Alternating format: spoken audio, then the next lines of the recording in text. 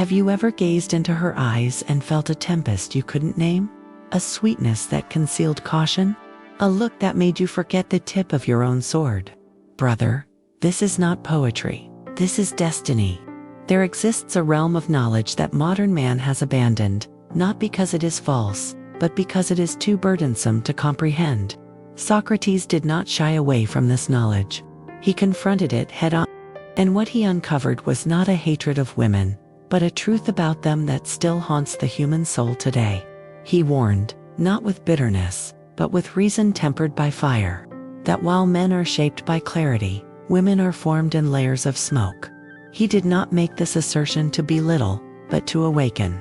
For what is hidden should not be blindly trusted, and what captivates must be understood before it is consumed. The men of Athens laughed at him.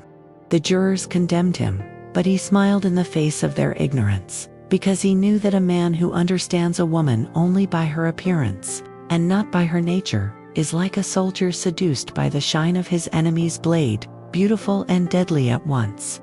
Socrates taught through questioning, so ask yourself, why does she seek power in shadows? Why is her affection often intertwined with strategy? Why does her silence speak louder than words? If you don't ask, you will see. And if you don't see, you will end up kneeling not out of devotion, but out of illusion. In the Republic, Socrates described the just soul, balanced and governed by reason, not enslaved by desires or impulses. But what happens to a man who builds his life around a woman whose true essence he does not understand? That man is constructing a soulless sanctuary of confusion. He spoke of the tyrannical soul, dominated by desire, always thirsty, never satisfied. Gentlemen, how many of today wear the cloak of reason while they are chained by the craving for female approval? How many build kingdoms, not to leave a legacy, but to impress a woman who will not remain once the walls are conquered? Understand, Socrates was not warning you about her. He was warning you about yourselves. When you do not know your true nature, it is not your enemy, it is your test. And every man must pass through it, or he will be destroyed under the weight of his own illusions. You have been taught to seek beauty. But Socrates knew that beauty is the lure. What truly matters is the intention behind it. And in this, he asserted, men often fail. You seek the form and forget the essence. You desire her touch and ignore her pattern. You do not study, and thus, you fall. When that happens, she does not hold you. Not because she is cruel, but because nature was not made for that. She chooses, she tests, she adapts, but she does not construct. That is her burden. That is her curse and her greatest title. A man, Socrates used to say, must live under constant scrutiny. This includes his ideas about her. It encompasses his desires, his weaknesses, his longing. If these aspects are not examined, she will sense what you refuse to admit, and will use it not out of malice, but as a necessity. Just as a river does not hate the stone it erodes, a woman does not hate the man she surpasses, she simply follows her own nature. But what about you? Are you following your own? Socrates lived surrounded by men who confused power with oaths, with gold, or with applause. But he knew that true power belongs to the man who is not deceived, especially by what he loves. This is the beginning. You weren't born to ... follow your path. You were born to govern yourself. Socrates taught that an unexamined life is not worth living. However, unanalyzed desire is even more dangerous. And, within the female universe, this desire disguises itself better than anyone. It assumes the mask of devotion. It is sung as truth. It is danced as destiny. Yet, it responds to something deeper: survival, selection, instinct. You call it love. She calls it timing.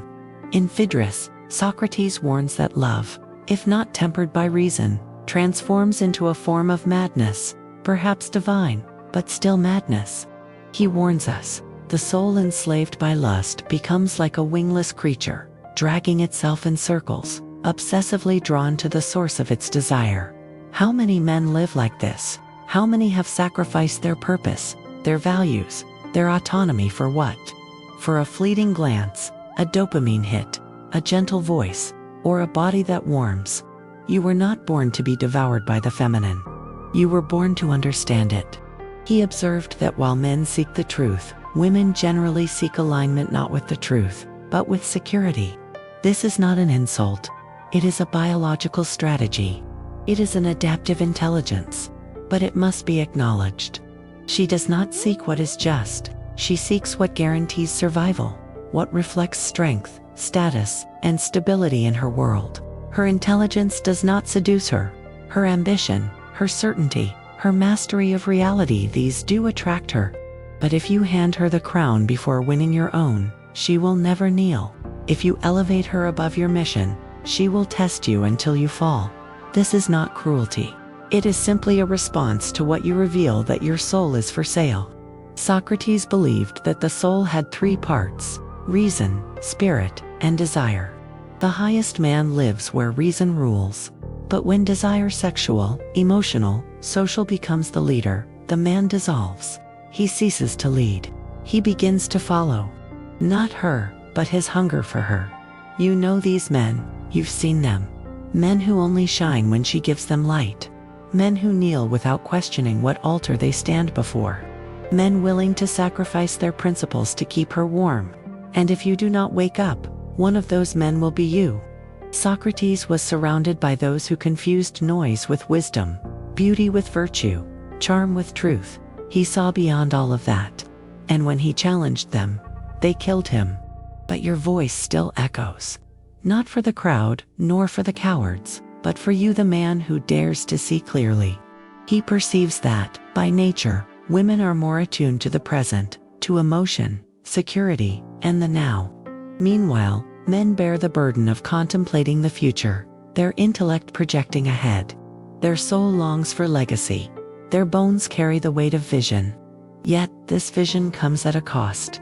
And the feminine offers a beautiful path to forget all of this, to exchange purpose for comfort, for tenderness, and the illusion of peace. But you must not yield. Your peace must stem from clarity, not from submission. It will test your resolve. It will challenge your conviction. It will mirror your doubt with unsettling accuracy. And if you do not master yourself, it will dominate you once more, not out of malice, but out of sharpened instinct. Socrates taught not to despise the world, but to question it. Not to fear the forces that confuse us, but to illuminate them. So, illuminate it not with suspicion, but with understanding. It is not your anchor, it is the tide. Do you understand the difference? You must become a philosopher of your own instincts. Socrates taught silently, more than in speech. The man's downfall does not stem from the spear or the state, but rather from desires he refuses to study or fully comprehend. No longing haunts men more than the craving for the feminine mystery they cannot decipher. The tragedy of man does not lie in his need for her, but in his inability to understand why she is necessary. And, in the blindness of this lack of understanding, he transforms her into a deity, and, subsequently, blames her when she fails to perform miracles. The truth is that she was never meant to complete him. She was created to test him. As Gorgias demonstrates, Socrates dismantles the notion that pleasure equates to goodness, that what appears right is, in fact, right. He demystifies the idea that validation, especially from others, predominantly women, is a measure of virtue, and what he reveals is frightening for the modern man. His pursuit of her approval is not noble, but a symptom of his forgotten purpose. It is not necessary for her to always be watching him. What he needs is for his soul to stand firm, upright in the darkness. Nowadays, men are disintegrating, not for lack of talent, but due to the virus of inner disorientation. They interpret her emotions better than they understand their own values. They recite the scripts she prefers, but forget the words they once promised themselves. You think you're being romantic, but she perceives that you have lost your backbone, and she is right. She cannot love what she does not respect, and she does not respect what she cannot control. Although Socrates did not verbalize this idea with modern terminology, the architecture of his thought reveals it clearly.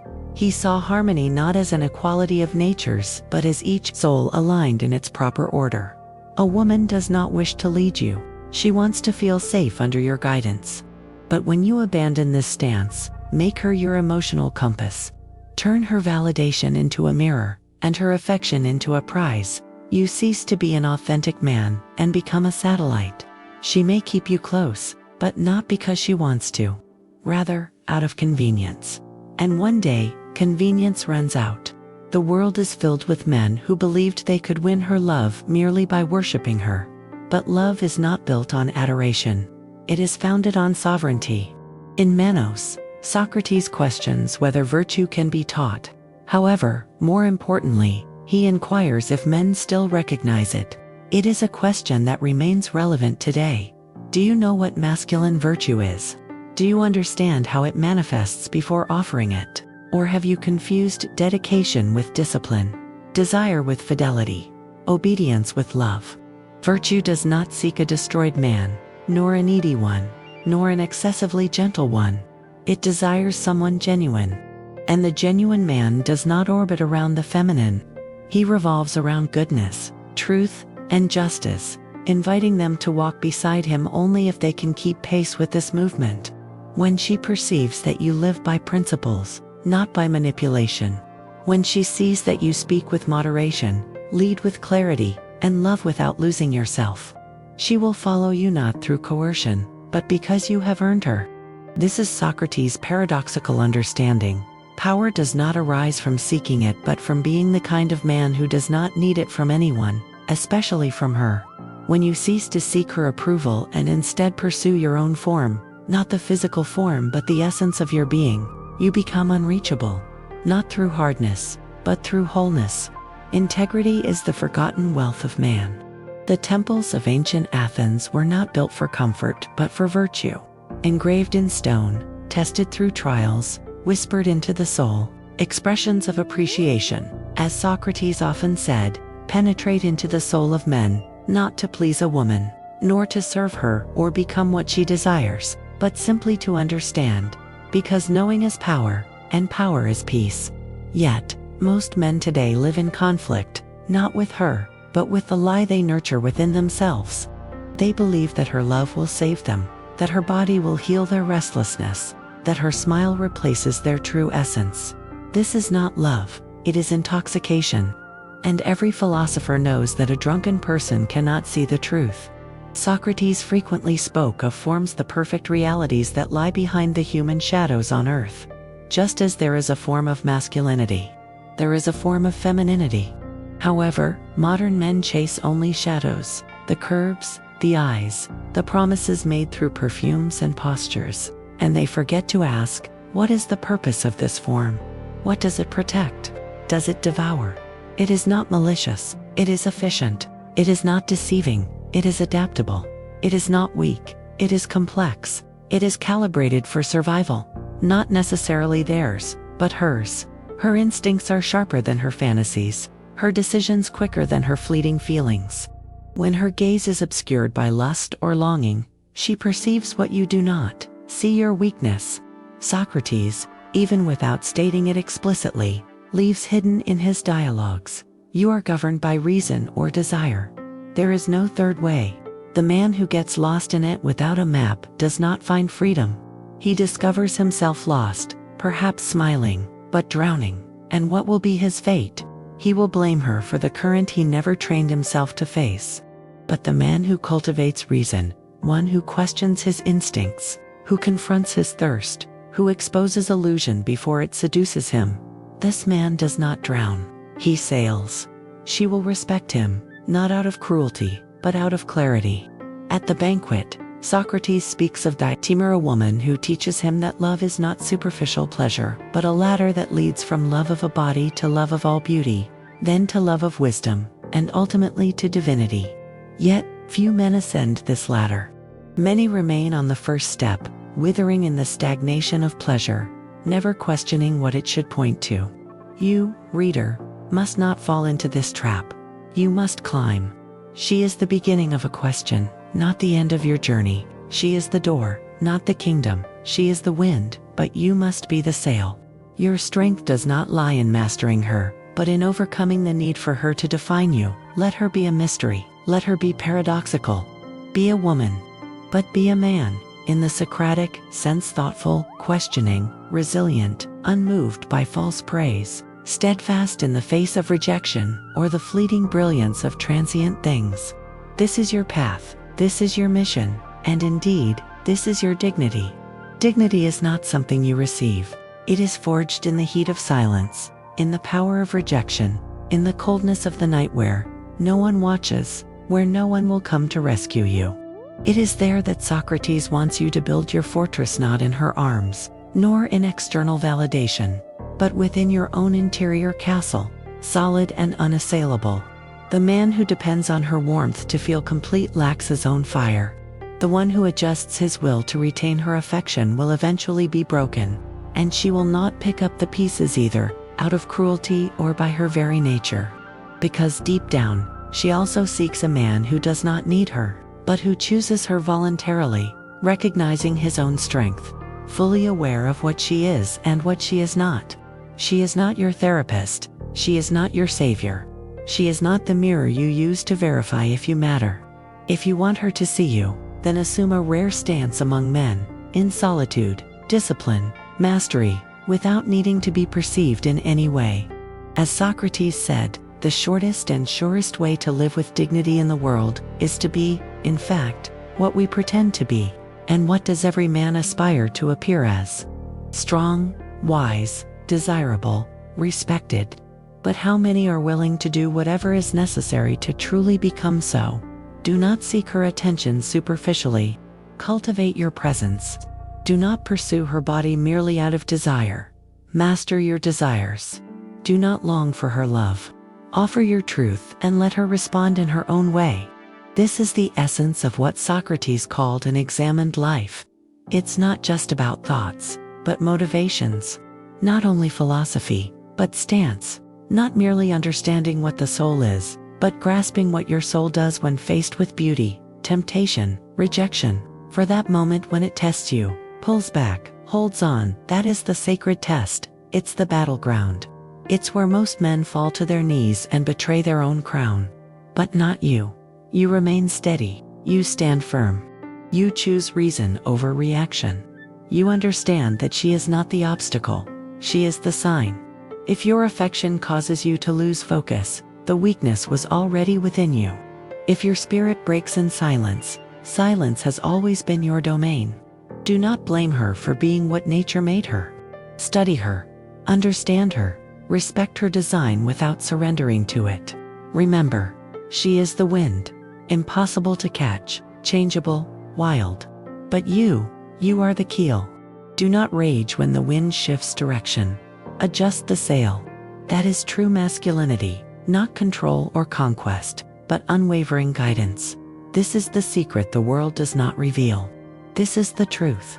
Your comfortable schools and concepts of philosophy veil this understanding with a host of convenient lies. But Socrates still whispers it through parables, paradoxes, and poisoned chalices. Stay unchangeable. When you are like that, she will feel it. Not with fear, but with reverence. And she will understand. This man is unshakable. When she realizes you are like this, she will act according to her own essence. Not out of submission, but by choice. Not as a reward for your stance, but as a response to your strength. Because, at its purest core, women do not fall in love with men. They align themselves with them. They mirror strength, not empathy. They follow the rhythm, not words. They seek warmth, not just the spark that dances, but the flame that endures. Socrates would never beg for your loyalty. He would become the man to whom loyalty happens naturally, because he understood the hierarchy of energies. The solid commands over the fluid, and you, man, should not try to conquer water with empty hands. Your role is to create a channel and let it flow. Today, the world will tell you to yield to her emotions, to soothe, to please, to adapt. But in doing so, you betray the only law inscribed in your bones. Do not bend unless your will is to bend. Because if you start accepting her quest for approval, you will keep ceding repeatedly, until you are no longer a man, but a memory. There is no balance where self-betrayal is the currency of love. There is no intimacy without integrity. Want to know? The kind of man a woman cannot let go of is not the one with the greatest wealth, nor the most attractive, nor the most poetic. It is the man who can walk his path and still remain whole. Because, the moment she realizes you cannot simply walk away, that your soul is bound to her presence, that your flame extinguishes in the absence of her light, she understands that you are no longer truly fire. You become a candle, wavering, delicate, ultimately forgettable. But the man who stands firm, who smiles in rejection, who continues his mission, regardless of her mood or actions, becomes a force of attraction, a gravity she cannot resist feeling, even when she tries to escape. Socrates knew this. He lived this truth. While others lost themselves in vain debates, he dismantled illusions. While most sought applause, he aligned himself with the truth. And nothing is truer than this. A man's essence must remain unmoved in the face of external approval, especially from the woman he desires, because she will test his core, not to destroy it, but to find it. When she raises her voice, do you crumble? When she denies her affection, do you kneel? When she threatens to leave, do you lose your way? These are not simple questions. They are tests. And every time you fail, she loses confidence, not because you are unworthy, but because you have demonstrated that your kingdom is made of sand. She cannot trust a man who needs her more than he needs himself. You might think pain is punishment, but in truth, it is an invitation to rise, to refine oneself, to become the kind of man able to love without losing himself, to lead without controlling, to feel without falling apart. This is not a form of empty stoicism. It is sovereignty. It is masculine essence liberated from vices. It is Socrates' soul, serene, composed, impossible to control.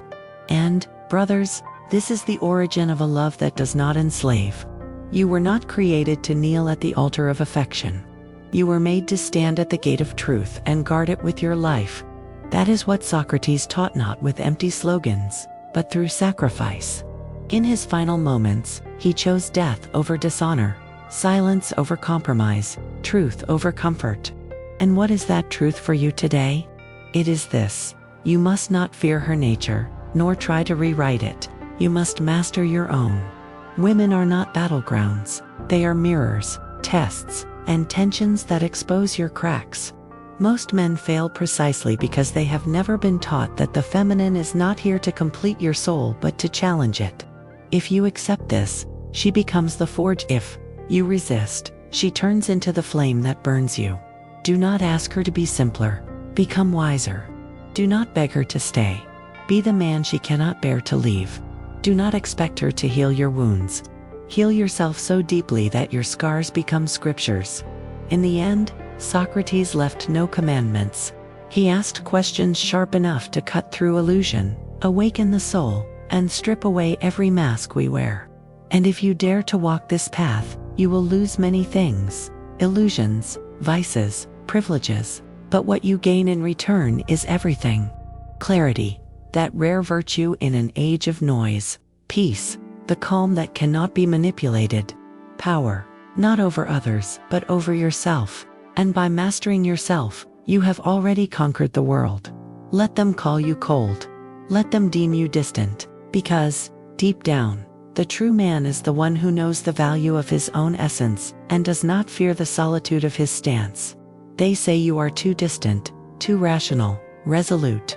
These are the manifestations of a world that fears men who cannot be molded. For these men do not follow trends. They do not succumb to temptations. They do not sell their souls for a kiss. They remain steadfast. Not because staying that way is easy, but because falling has ceased to be an option. And in this stance, they become a beacon. Others will see you. They will remember who they were meant to be. And this impact will spread beyond what you could ever imagine. Therefore, to you, the man who listens in silence, reflecting, carrying that ancestral pain only the wise understand, I say this: rise. Rise without anger. With humility. Rise without fear. Not against it, but for yourself. Do not avoid your trials. Do not resist their power. Face it simply with something greater. Your unshakable essence. And by doing so, the game ends. Illusions fade away. The soul ascends. This message is not for the many, but for the few seekers, builders, crownless kings who still hold on to the fire. If these words resonated with you, share them, let them echo, like, subscribe, donate, not to support me, but to uphold the truth. For men around the world are thirsty for it. And if you have already been nourished, feed others. May this be the beginning of your return. Not to domination, but to wisdom. The world does not need louder men, but clearer ones. Be that man and move forward undisturbed.